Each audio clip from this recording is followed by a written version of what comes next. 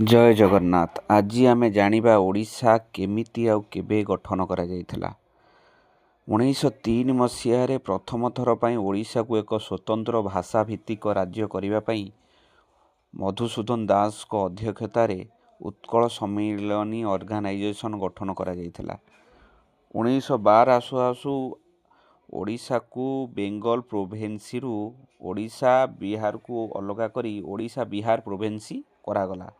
1 April 1936ରେ ବିହାରକୁ ବି ଓଡ଼ିଶାରୁ ଅଲଗା କରାଯାଇ ପ୍ରଥମ ଥର ପାଇଁ ଓଡ଼ିଶା ପ୍ରୋଭିନ୍ସି କରାଗଲା, ଯାହାକି ଏକ ଭାଷା ଭିତ୍ତିକ ପ୍ରୋଭିନ୍ସି ଥିଲା।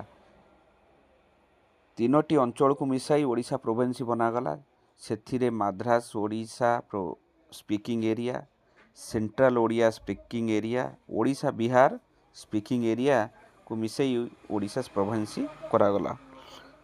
ସେଥିରେ ମଧ୍ୟ 42 ପ୍ରିନ୍ସଲି ଷ୍ଟେଟ୍କୁ ଏକ ଇଷ୍ଟର୍ଣ୍ଣ ଷ୍ଟେଟ୍ ଏଜେନ୍ସି କୁହାଯାଉଥିଲା। 1949ରେ ଇଷ୍ଟର୍ଣ୍ଣ ଷ୍ଟେଟ୍ ଏଜେନ୍ସି ବି ଓଡ଼ିଶାରେ ମିଶାଇ ଦିଆଗଲା ଏବଂ ଆମ ଓଡ଼ିଶାର ପ୍ରଥମ ଚିଫ୍ ମିନିଷ୍ଟର ହେଉଛନ୍ତି ହରେକୃଷ୍ଣ ମହତାବ, ଯିଏକି 1946ରୁ 1950 ପର୍ଯ୍ୟନ୍ତ ଓଡ଼ିଶାର CM ଥିଲେ।